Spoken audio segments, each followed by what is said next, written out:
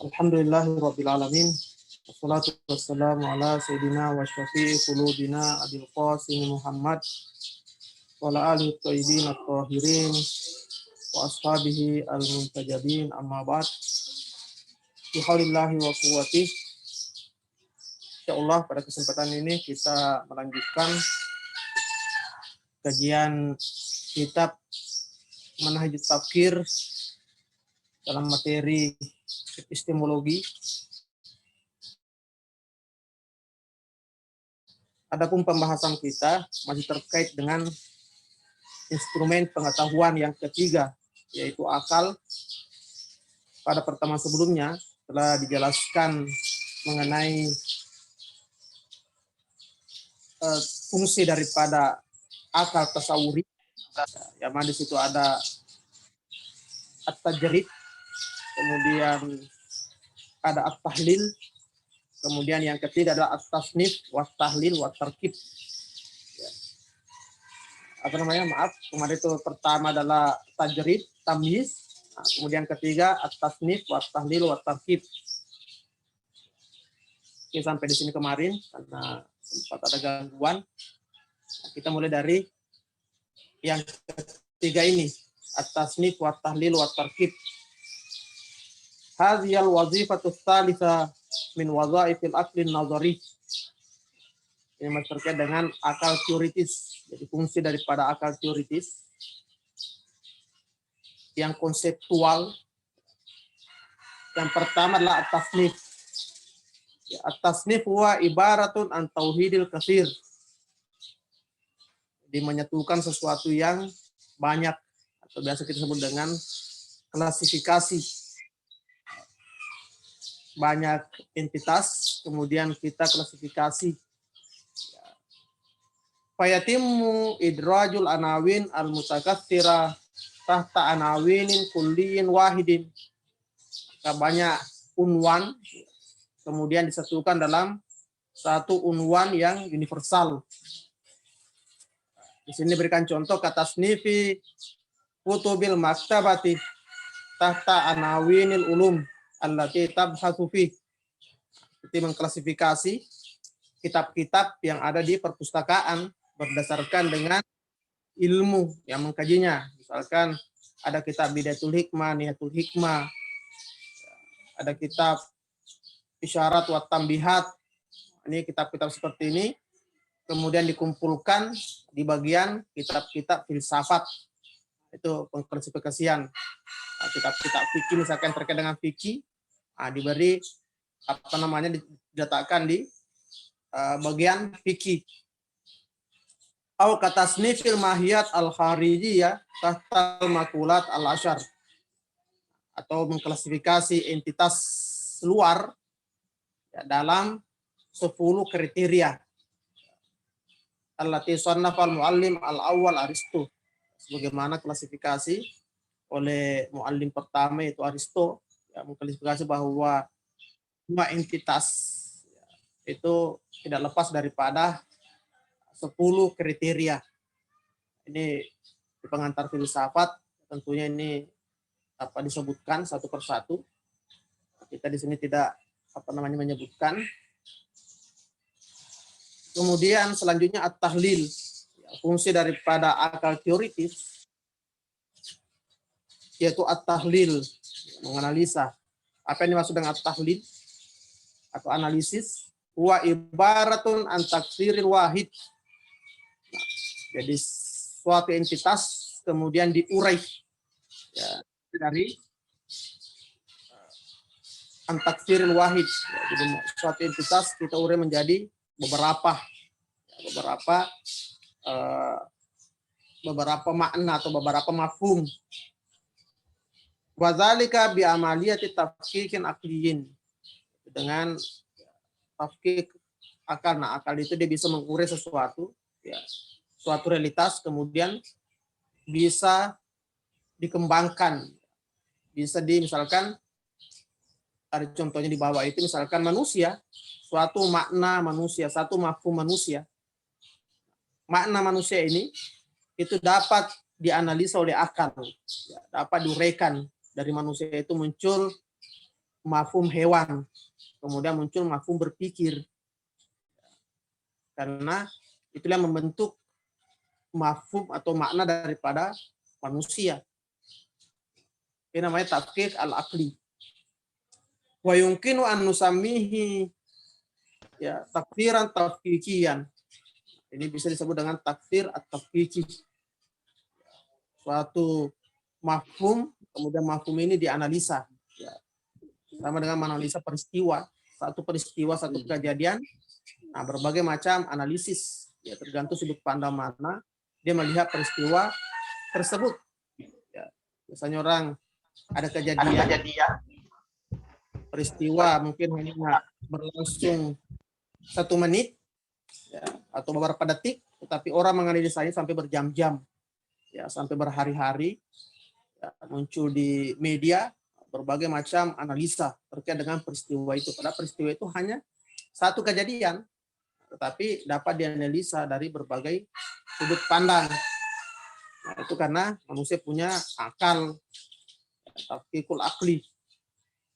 Wa misalu dzalika tahlilul hayawan ila jazai az-zatiyah. Misalkan kita menganalisis hewan. Ya, hewan itu suatu makna universal, suatu mafhum universal di dalam pemahaman. Nah, kemudian dapat dianalisa, ya, dapat diuraikan ya, sesuai dengan bagian-bagian, ya, bagian-bagian zatiyah yang esensial dari makna tersebut, dari hewan tersebut. Misalkan dikatakan fayuqalu al-hayawanu jauharun. Hewan itu adalah suatu substansi. Jismun namin, ya. Jismun namin, ya, materi yang namin terus berkembang, tumbuh, hassas, ya, mutaharrikun bil irada. Ya. Dia bergerak dengan kehendak. Bergerak dengan kehendak sendiri. Dan itu satu mafhum, kemudian bisa diurai ya, kepada beberapa mafhum yang lain. Nah, hanya hewan saja, dari hewan itu kita bisa memunculkan mafhum jauhar. Kita bisa memunculkan jismun namin. Kita bisa memunculkan hassas, kemudian mutaharrikum bil irada. Dari suatu mafhum, satu makna universal dalam pemahaman. Itulah kemampuan fungsi daripada akal. At-tarkib. Kemudian selanjutnya adalah at-tarkib. Rakaba yurakibu tarkibun. Ini marakib. Huwa nahwun akhar min takfiril wahid. Nah, ini juga cara untuk memperbanyak sesuatu yang memiliki suatu realitas. Jadi suatu realitas itu dapat diperbanyak. Ya. Nah, sama tadi dengan at-tahlil dengan analisis. Nah, cuma bedanya di sini kita hubungkan ya suatu realitas, kita hubungkan dengan realitas yang lain. Nah, kemudian itu akan memunculkan makna yang baru, makna yang lain.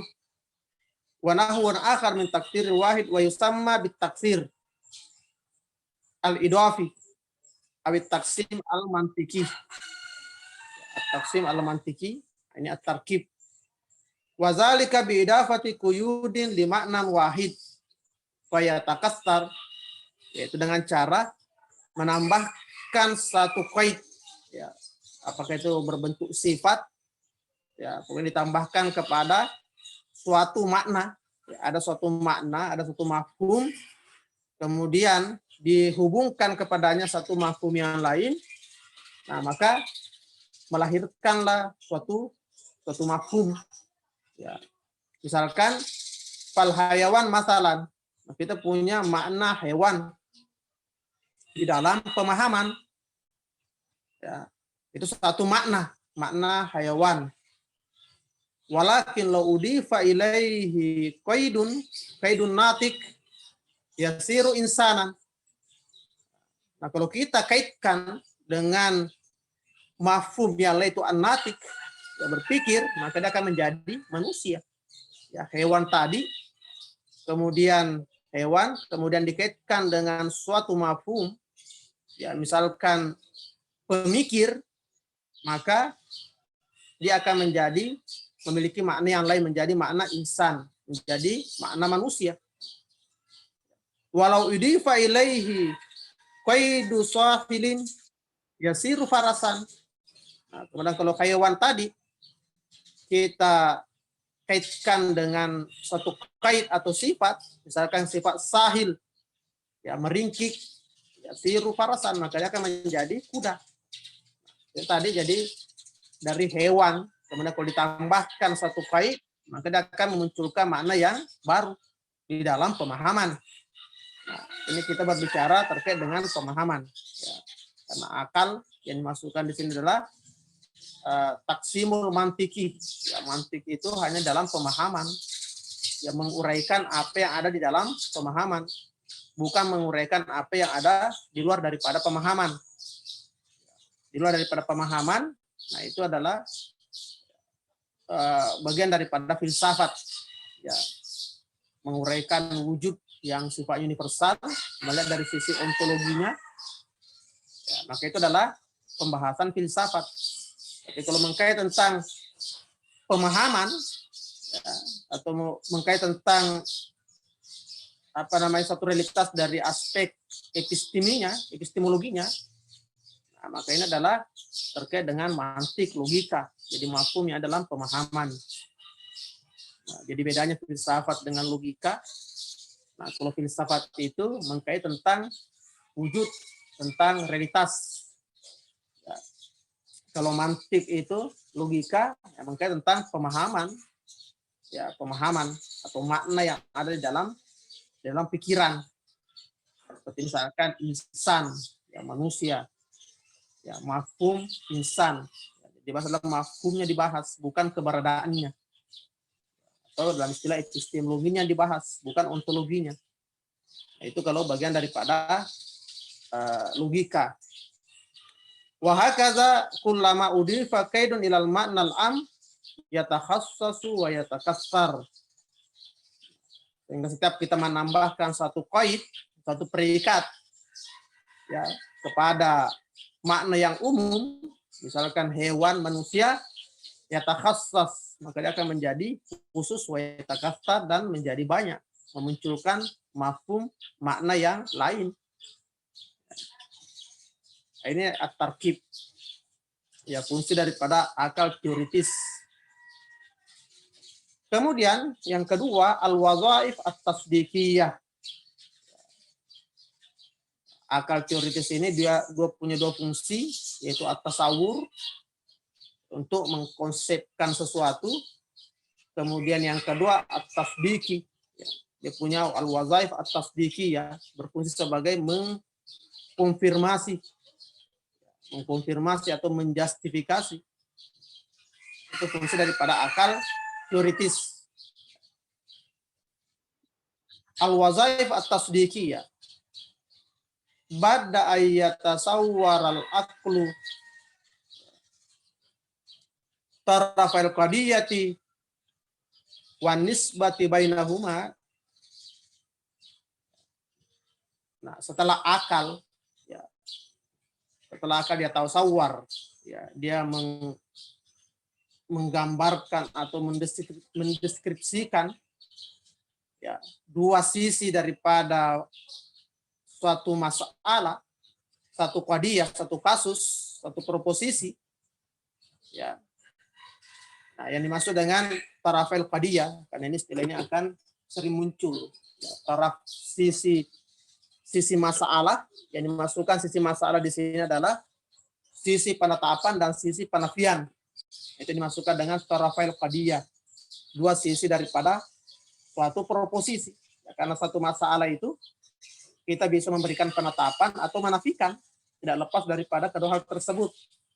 Ya, misalkan Tuhan ada, ini kan proposisi. Ya, nah di situ cuma ada dua sisi di situ.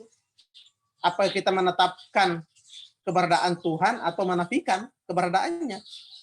Ya, apa kita mengatakan bahwa proposisi yang mengatakan Tuhan ada benar atau tidak benar?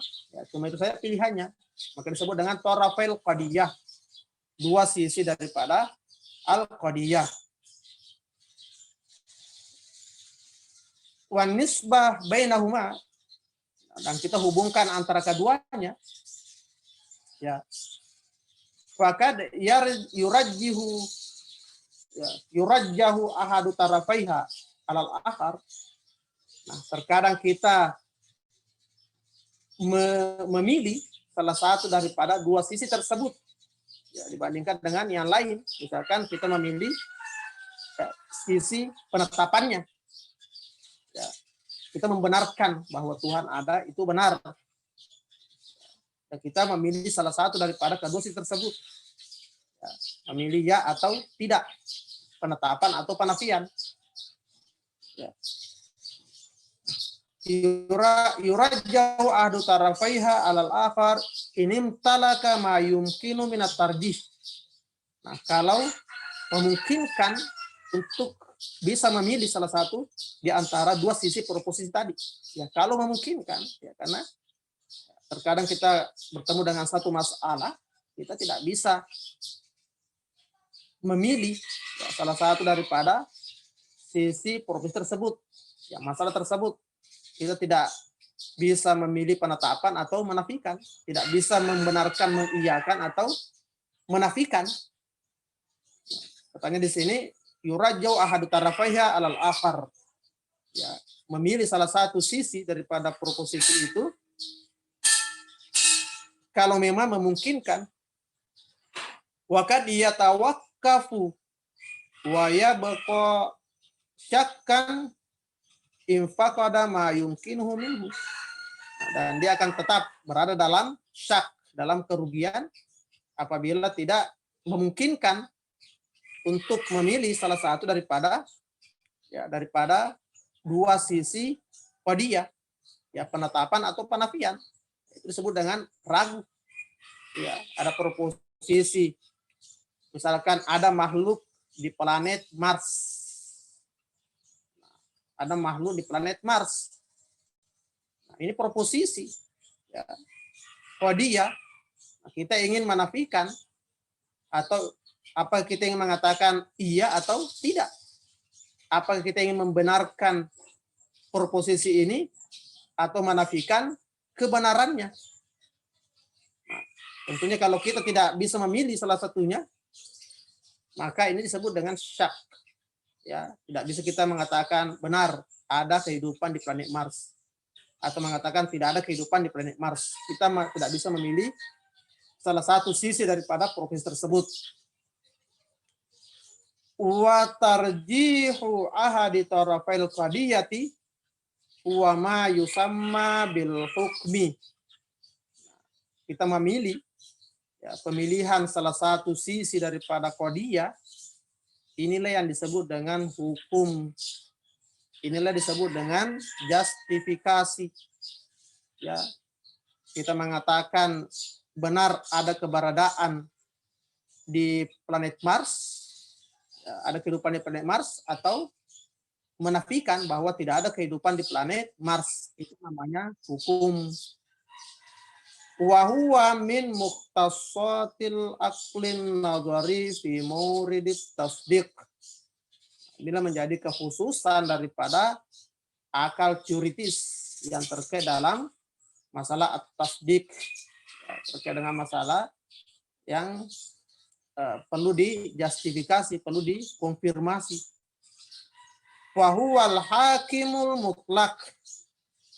Nah, boleh mengatakan bahwa akal nasarnya adalah hakim. Ya, dia yang menentukan. Ya, dia yang menentukan untuk memilih, ya, penetapan atau penafian, mengiyakan atau menafikan. Nah, katanya al-hakimul mutlak di sini adalah akal. Ya, imma binafsihi. Ya, apakah akal hanya secara mandiri, ya, maksudnya tanpa memerlukan bantuan yang lain, yang langsung mengvonis, yang langsung menjustifikasi, langsung menghukumi, ya, akal secara langsung tanpa perantara, au bil isti'anati bil adawatil ma'rifiyatil mukhtalifah, atau akal memberikan hukum justifikasi ya, dengan perantara instrumen-instrumen pengetahuan yang lain. Misalkan air apabila suhunya mencapai 100 derajat, maka dia mendidih. Nah, ini namanya proposisi. Ya.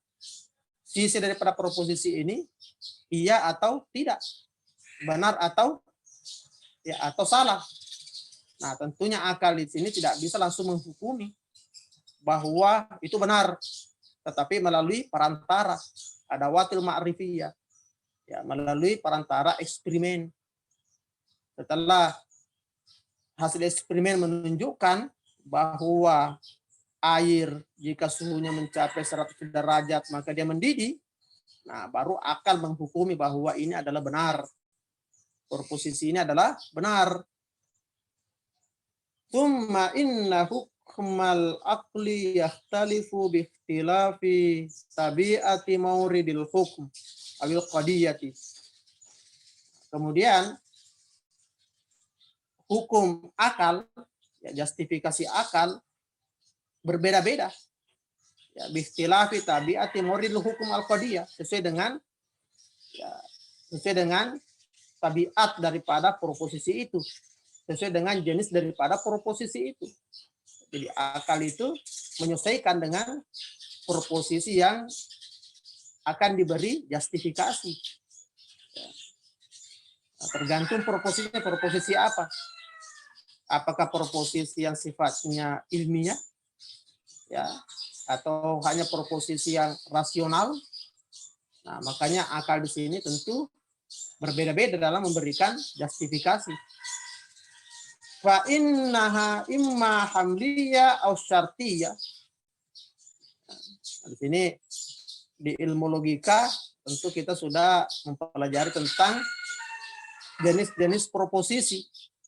Ya, jenis-jenis qadiyah, ada qadiyah hamliyah, ya, ada qadiyah asy-syartiyah. Ya, qadiyah hamliyah dan qadiyah syartiyah. Faiza kanat hamliyatan, ya, kalau hamliyah itu, ya, ini secara ringkas saja, ya, karena sudah dibahas dalam ilmu logika, proposisi terdiri daripada subjek dan predikat. Ya, jadi kalau hamliyah itu hanya menghubungkan antara subjek dengan predikat. Ya. Nah, itu menghubungkan antara subjek dengan predikat itu adalah proposisi hamliyah. Awis syartiyah. Nah, kalau syartiyah ini dua proposisi, ya, dihubungkan, dikaitkan antara satu dengan yang lain.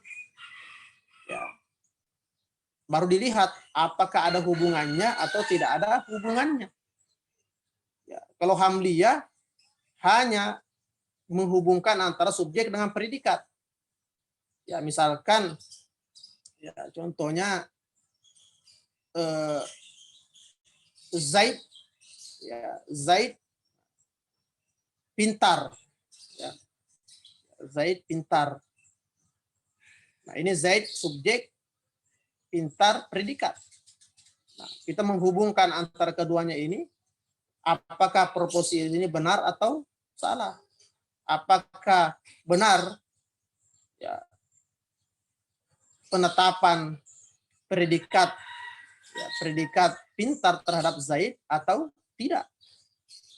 Nah, kalau syartiyah dua proposisi, misalkan matahari, misalkan rajin belajar, kemudian misalkan Ali rajin belajar. Ini proposisi pertama. Kemudian yang kedua, ya, Ali pintar. Ini proposisi yang kedua. Kemudian dihubungkan antara keduanya. Apakah ada hubungan antara rajinnya Ali belajar dengan pintarnya? Biasanya dipakai kata-kata jika Ali rajin belajar, maka dia akan pintar, dia akan sukses. Nah, jadi ada dua proposisi yang kita lihat di sini adalah hubungan antara keduanya. Apakah ada hubungan, ya, antara rajinnya Ali dengan kesuksesannya. Ya, di situ hanya ada dua pilihan, ada hubungan atau tidak ada hubungan. Faiza kanat hamliyatan, ya faiza kanat hamliyatan mafaduha subutu syai'in li syai'in. Nah, kalau ini proposisinya proposisi hamliyah, kodi hamliyah. Nah, maka di sini yang diinginkan adalah subutu syai'in li syai', ketetapan sesuatu terhadap yang lain. Ya, apakah ketetapan ya, predikat pintar terhadap Ali atau tidak? Ya, subutu syai' li syai'in, penetapan terhadap sesuatu. Apakah iya ada penetapan atau tidak adanya penetapan? Wa hukmul akli fi mauridiha imma bitarjih hadzal subut atau tarjih intifaihi. Nah, maka hukum akal yang terkait dengan fi mauridi qadiyah hamliyah,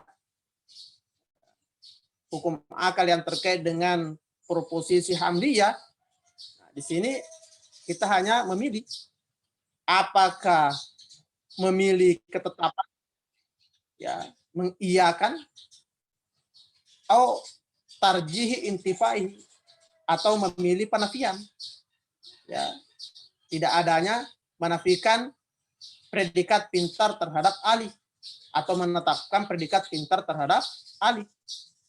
Wahuma tarafal qadiyati, ya, wahuma tarafal qadiyati. Nah, inilah kedua sisi daripada proposisi, sisi penetapan atau sisi penafian. Ya, kita punya dua pilihan, apakah memilih ya penetapan atau menafikan, menetapkan atau menafikan. Ya, menafikan predikat pintar terhadap Ali, ya, menetapkan atau menafikan. Nah, ini kalau proposisi hamliyah. Wa idza kanatil qadiyatu syarti wa idza kanatil qadiyatu syartiyatan, ya, muttasilatan atau munfasilatan. Nah, kalau proposisi adalah proposisi syartiyah, ya, ada salah proposisi kondisional yang bersyarat, ya, proposisi yang bersyarat, ya, yang biasanya dengan kata-kata jika, kalau, ya, kalau Ali rajin belajar maka dia akan sukses. Itu. Jika matahari terbit maka siang pun tiba. Ya, muttasila atau munfasilah. Ya, apakah itu qadiyah syartiyah muttasila atau munfasilah? Nah, ini dalam ilmu logika juga sudah dipelajari. Wa hukmul akli fiha yatimmu bitarjihil ittisal awil infisal aw nafihi ma.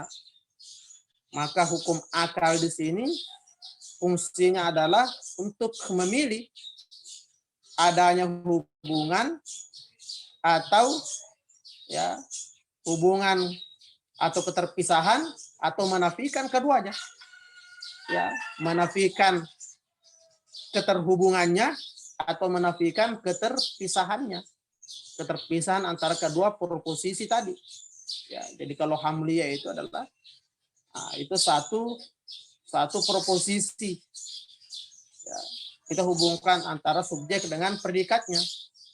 Kalau qadiyah syartiyah yang bersyarat, yang kita lihat adalah hubungannya.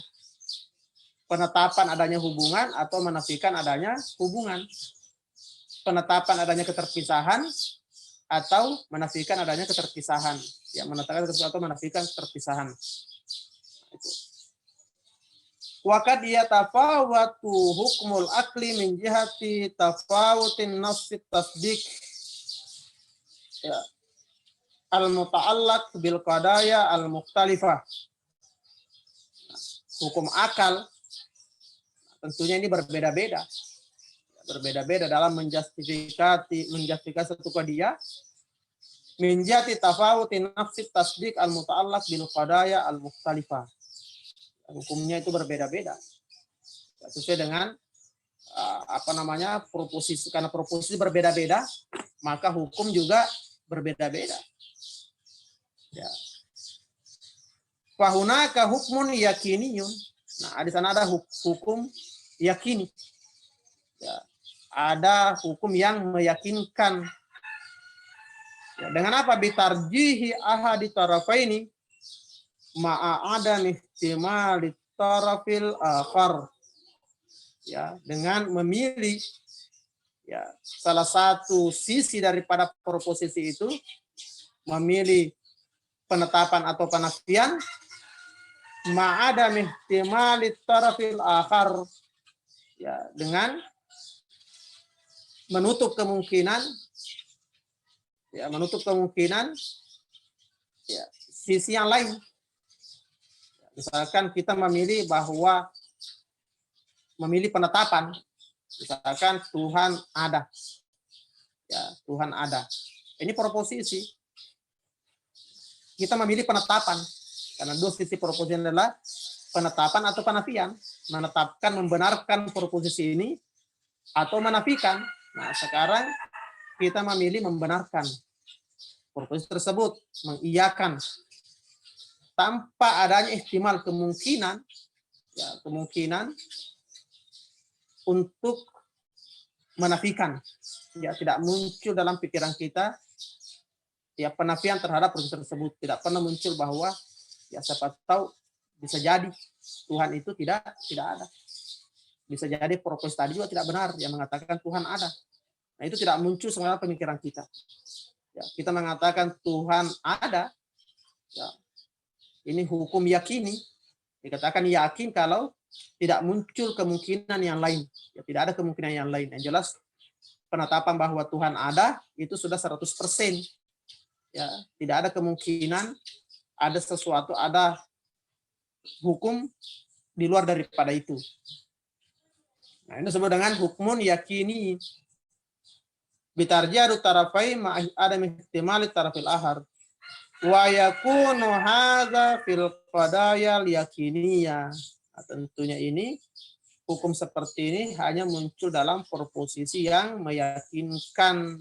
Al-qadaya yakiniyah. Ya, qadiyah yakiniyah itu juga dipelajari dalam ilmu logika. Di Sinaatul Khamsah, di Babul Burhan, nah, di situ dijelaskan ya proposisi apa saja yang masuk dalam keyakinan. Misalkan itu muncul mutawatirat, al-awwaliyat, ya. Itu semuanya adalah proposisi yang meyakinkan, sehingga hukumnya pun juga itu meyakinkan. Nah, jadi keyakinan tadi ya hukum yang memilih salah satu sisi proposisi pendapat atau penarian dan menutup kemungkinan ya adanya hukum yang lain. Wa hunaka hukmun zanniyun. Nah, di sana juga ada hukum zanni. Ya, prasangka. Wa dzalika bitarjihi ahadi tarafaini mahtimalil akhar. Yaitu dengan cara memilih salah satu sisi daripada proposisi, apakah memilih dari sisi penetapan atau memilih dari sisi penafian, ya, ma'ihtimalin akhar. Nah, tapi masih memungkinkan ya munculnya hukum ya yang lain yang berlawanan dengan hukum yang pertama tadi. Ya, tidak menutup kemungkinan. Maksudnya dia mengatakan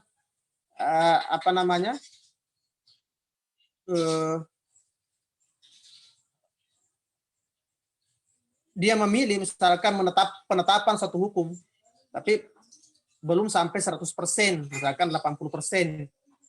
Nah, berarti masih ada kemungkinan 20% ya hukum tersebut bisa memunculkan hukum yang lain. Misalkan bahwa contohnya, misalkan dalam masalah-masalah sholat, masalah-masalah hukum fikih itu zonni, ya, kita tidak menjustifikasi 100%, misalkan terkait ya boleh tidaknya menggunakan parfum yang beralkohol. Mungkin kita mengatakan mujtahid, sebagian mengatakan bahwa Nah, itu boleh, ya, itu boleh. Tapi memilih penetapan kebolehannya ini itu belum 100%. Ya, maka kemungkinan memunculkan bisa pendapat yang lain yang tidak membolehkan. Ya, karena ini hukumnya belum 100%. Begitu pula juga dengan hal-hal yang terkait dengan masalah-masalah ilmiah, pengetahuan-pengetahuan ilmiah itu sifatnya bersifat zonni, bersifat keyakinan 100%. Ya. Wazalika bitarjihi ada tarafaini mahtimalil akhar. Kita memilih salah satu daripada sisi proposisi itu, penafian atau penetapan mahtimalil akhar. Tetapi kita masih membuka pintu, ya, tidak menutup kemungkinan adanya hukum yang lain, hukum kebalikannya. Misalkan hukum kita menetapkan, memilih penetapan, ya, nah itu tidak menutup kemungkinan, ya, bahwa itu masih bisa ternafikan, ya, masih memungkinkan proposisi tersebut ternafikan. Nah, betul memang bahwa kita memilih bahwa ini yang benar, tapi hukum tersebut belum mutlak, ya, belum bersifat 100%, karena tidak menutup kemungkinan bahwa penetapan itu keliru. Wahuwa fil qadaya dhaniyah. Wa yanqasimul hukmul yakini ila shadiqin wa kadzibin. Kemudian hukum yakini ini terbagi menjadi dua. Ya, terbagi yang pertama shadiqin wa kadzibin. Hukmul yakini, apakah yakin akan penetapannya, ya, atau yakin akan ketidaktetapannya. Misalkan tentang adanya sekutu Tuhan. Sekutu Tuhan ada. Nah, ini juga yakin akan kebohongannya. Ya, yakin akan kesalahannya. Tuhan ada. Nah, ini yakin akan kebenarannya. Nah, ini yang pertama. Wasani, kemudian yang kedua, al-jahlul murakkab. Ya, jahil murakkab. Ya, dia yakin, ya, apa yang dalam ilmu logika itu. Jadi lawannya ilmu itu adalah jahal, ya, ketiadaan ilmu. Lawannya daripada yakin itu adalah al-jahlul murakkab. Ya, bahwa keyakinannya itu tidak sesuai dengan realitas dan dia tidak mengetahui bahwa dirinya tidak tahu. Ya, dia tidak tahu dan tidak tahu bahwa dirinya tidak tahu. Ya, dia yakin dengan sesuatu dan keyakinannya itu, ya, tidak sesuai dengan realitas dan dia tidak mengetahui bahwa keyakinan tersebut itu tidak sesuai dengan realitas. Ini disebut dengan al-jahlul murakkab. Karena kita ada al-jahlul basit, ada al-jahlul al-murakkab.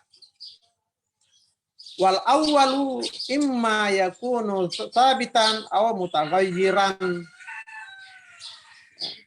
Yang pertama, al-yakini, hukum yakini, shadiq dan kadzib, tsabitan aw mutaghayyiran. Apakah itu tetap atau berubah? Jadi ada keyakinan yang tetap dan ada keyakinan yang berubah. Jadi keyakinan itu, ya, bisa berubah. Ada yang tetap, ada yang berubah. Wal mutaghayyir huwal yakin. Ya, mutaghayyir, keyakinan yang masih bisa berubah. Huwa al yakinul hasilu biduni burhanin aqliyin. Yaitu keyakinan yang muncul tanpa adanya argumentasi akal. Biduni burhanin aqliyin. Tanpa adanya alasan yang rasional. Ya, jadi keyakinan yang muncul tanpa alasan yang rasional, keyakinan awam, seperti keyakinannya orang-orang awam, ya, karena lingkungan sekitarnya, ya, mengatakan ada hantu, ya, ada kuntilanak, misalkan, sehingga dia yakin akan keberadaan daripada kuntilanak itu. ya, bukan bersumber dari alasan yang rasional. Wa yusamma bisyibhil yakin, dan dia yang ini disebut dengan ya, serupa dengan yakin.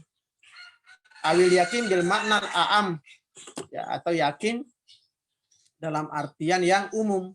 Jadi keyakinan itu bisa muncul dari berbagai faktor, ya, dari faktor lingkungan, dari faktor doktrin, banyak hal yang kita yakini sebenarnya itu bukan bersumber dari akal, tetapi dari lingkungan sekitar kita, ya, dari paradigma ya, mayoritas masyarakat, sehingga menjadi sebuah keyakinan. Dalam beragama juga seperti itu. Ada orang yakin dengan kebenaran daripada Islam, akan tetapi keyakinan itu bukan muncul dari argumentasi atau dari alasan yang rasional, tapi muncul dari faktor lingkungan, ya, atau faktor faktor keturunan, ya, karena bapak ibunya Muslim, maka dia menjadi Muslim. Lingkungan sekitarnya adalah orang Islam, maka dia juga menjadi orang Islam. Kebenaran Islam, ya, mereka tidak pernah ketahui dengan alasan-alasan yang rasional. Nah, maka ini al-mutaghayyir, ini bisa berubah. Keyakinan ini bisa berubah. Kalau pindah ke satu tempat yang mana mungkin masyarakat sekitarnya bukan lagi mayoritas Islam, beragama Islam, maka keyakinannya akan Islam ini bisa berubah. Nah, dikatakan di sini bahwa keyakinan yang berubah itu adalah kalau muncul bukan dari burhan akli. Wa yusamma yusdul yakin wa yakunu fi ma'radit tazalsul wa tagayyur. Keyakinan seperti ini ya, terancam ya, fi ma'radit tazalsul, selalu ya, mengalami perubahan, kegoncangan dan perubahan. Karena bukan muncul dari burhan akli. Kalau burhan akli itu akal manusia itu sama semua. Ya, kaidah-kaidah akal itu sama semua. Tidak mengenal etnis, tidak mengenal tempat. Ya, 1 tambah 1 itu 2. Di mana saja kita pergi, hukum akal seperti itu. Ya, kezaliman buruk, keadilan baik. Ya, di mana-mana hukum ini berlaku. Ya, tanpa mengenal etnis.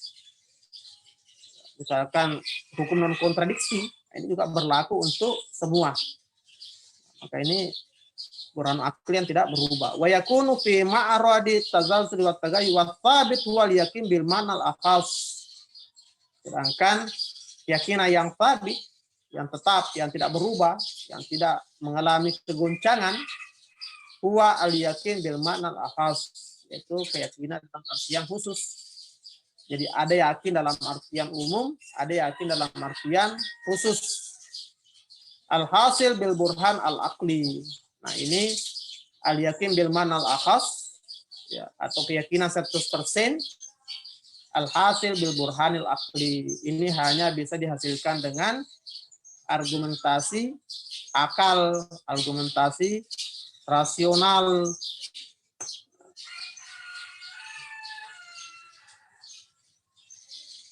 Nah, kita sedikit lagi. Tinggal 3 paragraf. Selesaikan. Fal aqlul burhani huwal adatul wahidatu al mu'tamidatu lil hukmi fil manhajil aqli indal hukama.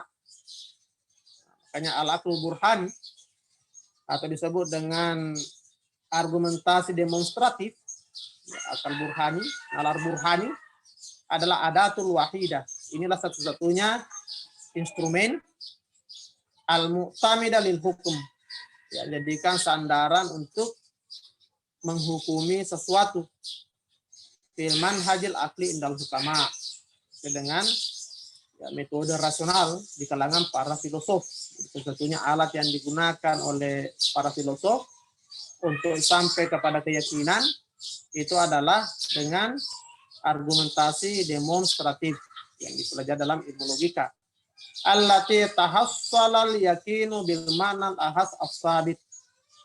Inilah yang menghasilkan keyakinan dalam artian yang khusus, yang tetap 100%, tidak mengalami perubahan. Dua nasair al-ahkam al-asliyah al-mutaqaddimah. Ya. Kalau yang hukum-hukum al-akliyah sebelumnya yang bersumber dari panca indera atau yang bersumber dari dari eksperimen, itu juga tidak membawa kepada keyakinan 100%. Ya, jadi hukum akal juga. Hukum akal, jadi yang menghukum itu akal. Panca indera itu yang seperti kita jelaskan hanya sebagai instrumen saja. Ingat, di sini mengatakan bahwa hukum akal yang melalui perantara panca indera atau melalui perantara eksperimen yang disebut dengan pengetahuan ilmiah, nah, itu tidak membawa sampai kepada keyakinan bil maknal akhas. Ya, bil maknal akhas. Wala syakka anna hujjiyatal akli al-burhani zatiyah. Jadi pungkiri bahwa kehujjiyatan daripada akal demonstratif burhan zatiyah, yaitu bersifat esensial, maksudnya tidak terpisah antara hujjah ya.